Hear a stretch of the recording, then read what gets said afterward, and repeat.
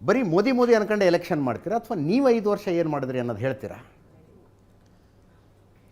Sir, ಒಬ್ಬ MP ಆಗಿ ಕಳೆದ 5 ವರ್ಷದಲ್ಲಿ ನಾನು ಏನು ಮಾಡಿದ್ದೀನಿ ಅನ್ನೋಂಥ ನಮ್ಮ ಕ್ಷೇತ್ರದ ಜನಕ್ಕೂ ಗೊತ್ತು. ನಿಮ್ಮ ಎದುರುಗಡೆ ನಾವು ತಿಳಿಸ್ಬೇಕಾಗಿರುವಂಥ ಜವಾಬ್ದಾರಿ ಇದೆ. ಅದರಿಂದ ನೀವು ಒಂದು 4-5 ನಿಮಿಷ ಕೊಟ್ಟರೆ ಅದನ್ನು ತಿಳಿಸ್ತೀನಿ. ಪ್ಲೀಸ್. ನಾನು MP ಆದ ತಕ್ಷಣದಲ್ಲಿ ನಮಗೆ ಬಂದಂಥ ಫಸ್ಟ್ ಚಾಲೆಂಜು ಅಂತಂದರೆ ಕೋವಿಡ್. 100 ಬೆಡ್ಗಳ ಆಕ್ಸಿಜನ್ ಬೆಡ್ಗಳ ಕೊರತೆ ಇವತ್ತು ಇಡೀ ದೇಶದಲ್ಲಿತ್ತು, ನಮ್ಮೂರಲ್ಲಿತ್ತು. ನಮ್ಮ ಕ್ಷೇತ್ರದಲ್ಲಿ 4 ಪಾಳು ಬಿದ್ದಂಥ ಆಸ್ಪತ್ರೆಗಳನ್ನು 30 ದಿವಸದಲ್ಲಿ ಅದನ್ನು ಸರಿ ಮಾಡಿ ಆ ಆಸ್ಪತ್ರೆಗಳಿಗೆ ಆಕ್ಸಿಜನ್ ಬೆಡ್ಗಳನ್ನು ಹಾಕಿಸಿ ICU ಬೆಡ್ಗಳನ್ನು ತರಿಸಿ 360 ಹೊಸ ಆಕ್ಸಿಜನ್ ಬೆಡ್ಗಳನ್ನು 30 ದಿವಸದಲ್ಲಿ ಸೃಷ್ಟಿ ಮಾಡಿದ್ದು ಆ ಟೈಮ್ನಲ್ಲಿ ನಾನು ಕೆಲಸ ಮಾಡಿರುವಂಥದ್ದು. ಇಡೀ ದೇಶದಲ್ಲಿ ಅತಿ ದೊಡ್ಡ ಆಕ್ಸಿಜನ್ ಕಾನ್ಸಂಟ್ರೇಟರ್ ಬ್ಯಾಂಕನ್ನು ಶುರು ಮಾಡಿದ್ದು ನಮ್ಮ ಕಾನ್ಸ್ಟಿಟ್ಯೂಯೆನ್ಸಿಲಿ. ಸುಮಾರು 10,000ಕ್ಕೂ ಹೆಚ್ಚು ಜನಕ್ಕೆ ಆಕ್ಸಿಜನ್ ಕಾನ್ಸಂಟ್ರೇಟರ್ ಬ್ಯಾಂಕಲ್ಲಿ ನಾವು ಆಕ್ಸಿಜನ್ ಮನೆಗೆ ತಲುಪಿಸಿ ಆಕ್ಸಿಜನ್ ಕೊಟ್ವಿ. ಕ್ಲಾಪ್ಸ್ ಹೊಡ್ರಿ, ಸುಮ್ಮನೆ ಕೂತಿರಲ್ಲ. ಇಡೀ ಬೆಂಗಳೂರಲ್ಲಿ ಒಂದಿಷ್ಟು ಅಧಿಕಾರಿಗಳು, ಒಂದಿಷ್ಟು ಜನ ಏಜೆಂಟ್ಗಳು ಬೆಡ್ಗಳನ್ನು ಮಾರಾಟ ಮಾಡುವಂಥ ದಂಧೆ ಮಾಡಿದಾಗ ಆ ದಂಧೆನ ನಮ್ಮದೇ ಸರ್ಕಾರ ಇದ್ರು, ನಮ್ಮದೇ BBMP ಇನ್ನೊಂದಿದ್ರು ಕೂಡ ಅದನ್ನು ಹೊರಗಡೆ ಹಾಕಿ ಸಾವಿರಾರು ಜನಕ್ಕೆ, ಬಡವರಿಗೆ ಬೆಡ್ ಸಿಗೋ ರೀತಿ ಮಾಡಿದ್ದು ನಾನು.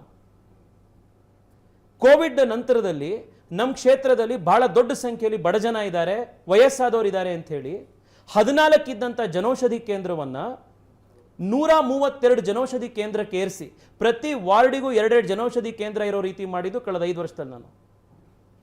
ನರೇಂದ್ರ ಮೋದಿಯವರ ಈ ಜನೌಷಧಿ ಕೇಂದ್ರದ ಯೋಜನೆಯಿಂದಾಗಿ ನಮ್ಮ ಕ್ಷೇತ್ರದಲ್ಲಿ 1 ವರ್ಷಕ್ಕೆ ಸುಮಾರು 2 ಲಕ್ಷ ಜನ ಜನೌಷಧಿ ಕೇಂದ್ರದಲ್ಲಿ ಮಾತ್ರೆ ತಗೋತಾ ಇದ್ದಾರೆ. ವಾರ್ಷಿಕ 25 ಕೋಟಿ ರೂಪಾಯಿ ಅದರಿಂದ ಉಳಿಸ್ತಾ ಇದ್ದಾರೆ. ನಮ್ಮ KSRTCಯ ಜಯನಗರದ ಡಯಾಲಿಸಿಸ್ ಆಸ್ಪತ್ರೆ ಪ್ರತಿ ತಿಂಗಳು 550ಕ್ಕೂ ಹೆಚ್ಚು ಫ್ರೀ ಡಯಾಲಿಸಿಸ್ ಮಾಡ್ತೀವಿ. ಬಿಲ್ಲಿಂಗ್ ಕೌಂಟ್ರೇ ಇಲ್ಲ ನಮ್ಮ ಡಯಾಲಿಸಿಸ್ ಯೂನಿಟ್ನಲ್ಲಿ. ಒಂದ್ಸತಿ ಬಂದು ನೋಡಿ, ನಮ್ಮ ಚಿಕ್ಕಪೇಟೆ, ಕಾಟನ್ಪೇಟೆ, ನಗರದ ಪೇಟೆ, ಬೊಮ್ಮನಹಳ್ಳಿ ಈ ಭಾಗದಿಂದ ಆಟೋ ರಿಕ್ಷಾ ಡ್ರೈವರ್ಗಳು, ಗಾಡಿ ತಳ್ಳುವಂಥವ್ರು, ಯಾವುದೋ ಸೆಕ್ಯೂರಿಟಿ ಗಾರ್ಡ್ಗಳು, ಈ ಥರ ತುಂಬ ಕಷ್ಟದಲ್ಲಿರುವಂಥ ಜನ ₹1 ಡಯಾಲಿಸಿಸ್ಗೆ ದುಡ್ಡು ಕೊಡ್ದಲೇ ಬರ್ತಾರೆ. ಬೆಂಗಳೂರಿಗೆ 30 ವರ್ಷದಿಂದ ಸಬರ್ಬನ್ ರೈಲ್ ಬೇಕು ಅನ್ನುವಂಥ ಒಂದು ಡಿಮ್ಯಾಂಡ್ ಇತ್ತು. 26 ಮೀಟಿಂಗ್ ಮಾಡಿದ್ದೆ ಮಿನಿಸ್ಟ್ರಿ ಆಫ್ ರೈಲ್ವೇಸ್ ಜೊತೆಗೆ, ಮಹುವಾ ಜೊತೆಗೆ, ನೀತಿ ಆಯೋಗ್ ಜೊತೆಗೆ, ಕೇಂದ್ರ ಸರ್ಕಾರದ ಬೇರೆ ಬೇರೆ ಮಂತ್ರಿಗಳ ಜೊತೆಗೆ, ರಾಜ್ಯ ಸರ್ಕಾರದ ಕೇರಳ ಅಧಿಕಾರಿಗಳ ಜೊತೆಗೆ. 30 ವರ್ಷದಲ್ಲಿ ಆಗದಲೇ ಇರುವಂಥ ಸಬರ್ಬನ್ ರೈಲು ಇವತ್ತು ಬೆಂಗಳೂರಿಗೆ ಅಪ್ರೂವ್ ಆಗಿರೋದು ಕಳೆದ 5 ವರ್ಷದಲ್ಲಿ. ನಮ್ಮ ಕಾನ್ಸ್ಟಿಟ್ಯೂಯೆನ್ಸಿಯಿಂದ ಶುರುವಾಗುವಂಥ ಮೆಟ್ರೋ 2A 2B ಸಿಲ್ಕ್ ಬೋರ್ಡಿಂದ KR ಪುರಮಿಂದ ಏರ್ಪೋರ್ಟ್ ರೋಡು 2026 ಕಂಪ್ಲೀಟ್ ಆಯಿತು ಅಂತಂದ್ರೆ ನೀವು ಸಿಲ್ಕ್ ಬೋರ್ಡಿಂದ ಏರ್ಪೋರ್ಟಿಗೆ 50 ನಿಮಿಷದಲ್ಲಿ ಫ್ಲಾಟ್ ಹೋಗ್ಬೋದು. ಈ 70 ಕಿಲೋಮೀಟರ್ ಇರುವಂಥ ಬೆಂಗಳೂರಿನ ಮೆಟ್ರೋ ಲೈನು ಕಳೆದ 5 ವರ್ಷದಲ್ಲಿ ನಾವು ಅಪ್ರೂವ್ ಮಾಡಿರುವಂಥದ್ದು 17,500 ಕೋಟಿ ರೂಪಾಯಿ ಪ್ರಾಜೆಕ್ಟು.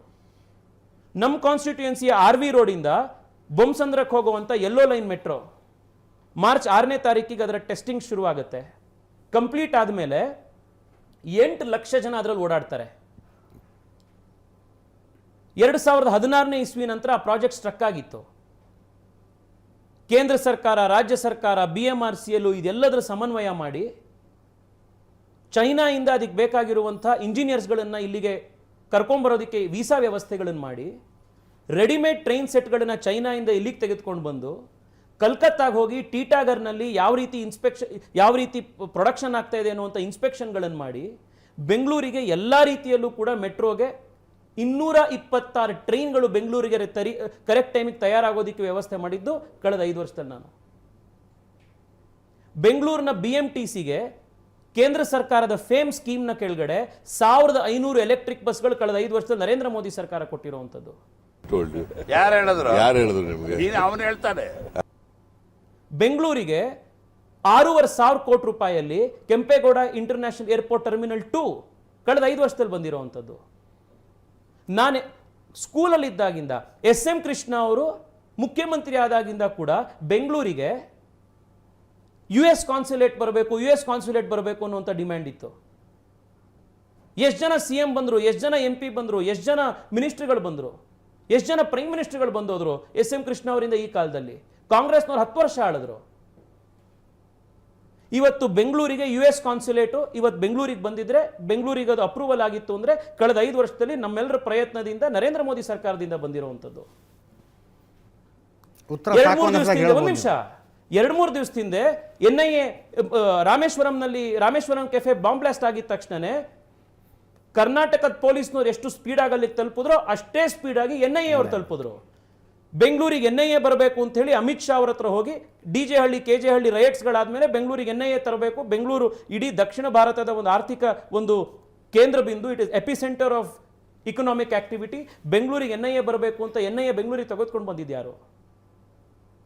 ನಮ್ಮ ಕ್ಷೇತ್ರದಲ್ಲಿ ಕಳೆದ 3 ವರ್ಷದಲ್ಲಿ ಸುಮಾರು 2,500 ಬಡ ಮಕ್ಕಳಿಗೆ ದಾನಿಗಳಿಂದ ಎತ್ತಿರುವಂಥ 10,000 ರೂಪಾಯಿ ಸಾಲ ಸ್ಕಾಲರ್ಶಿಪ್ ಕೊಟ್ಟಿದ್ವಿ, ನರೇಂದ್ರ ಮೋದಿ ವಿದ್ಯಾನಿಧಿ ಅಂತ. ಕರ್ನಾಟಕದಲ್ಲಿ 2,000 ಮಕ್ಕಳಿಗೆ 10,000 ರೂಪಾಯಿ ಅವರಿಗೆ ಸ್ಕೂಲ್ಗೆ ಹೋಗಿ ಫೀಸ್ ಕಟ್ಟಲಿಕ್ಕೆ ಸ್ಕಾಲರ್ಶಿಪ್ ಕೊಟ್ಟಿರುವಂಥ ಇನ್ಯಾವುದಾದ್ರು ನಿಮ್ಮ ಕಾಂಗ್ರೆಸ್ ಸಂಸದರು ಯಾವ್ದಾದ್ರು ಲಿಸ್ಟ್ ಕೊಡಿ ಸರ್. ಲಿಸ್ಟ್ ಇಲ್ಲಿ ಒಬ್ಬರೇ ಯಾರ ಕೊಡಿ ಕೇಳಿ.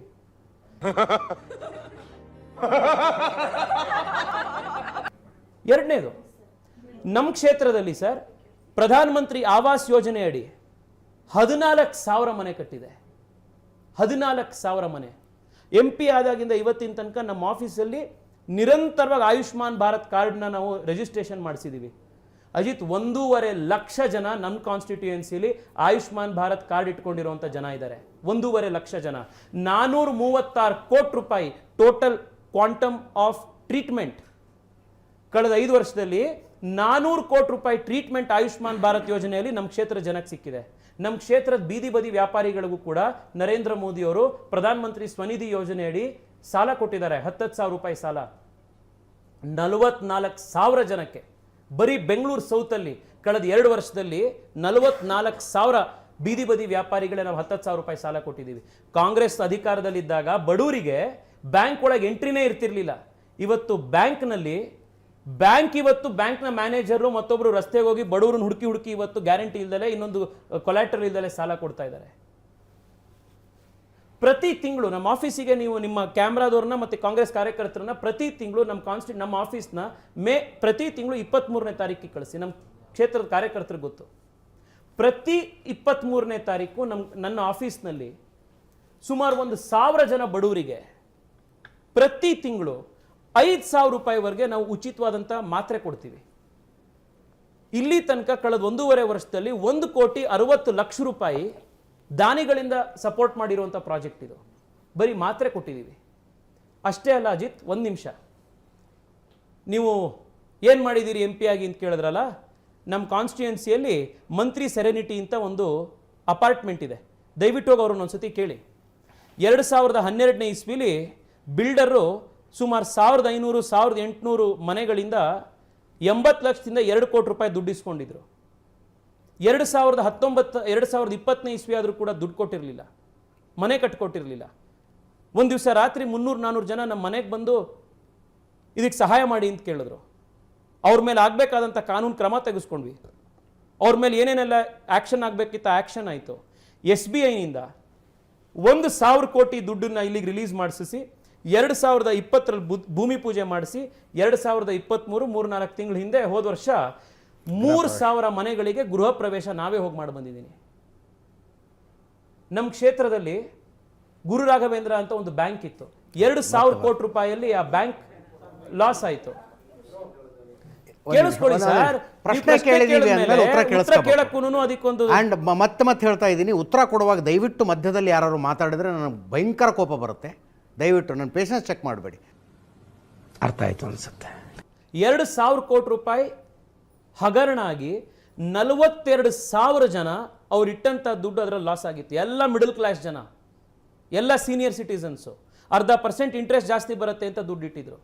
ಕೇಂದ್ರ ಸರ್ಕಾರದ ಹತ್ರ, ಮೋದಿಯವರ ಹತ್ರ, ನಿರ್ಮಲಾ ಸೀತಾರಾಮನ್ ಅವರ ಹತ್ರ, ಅಮಿತ್ ಶಾ ಅವರ ಹತ್ರ ಪ್ರಯತ್ನಗಳು ಪಟ್ಟು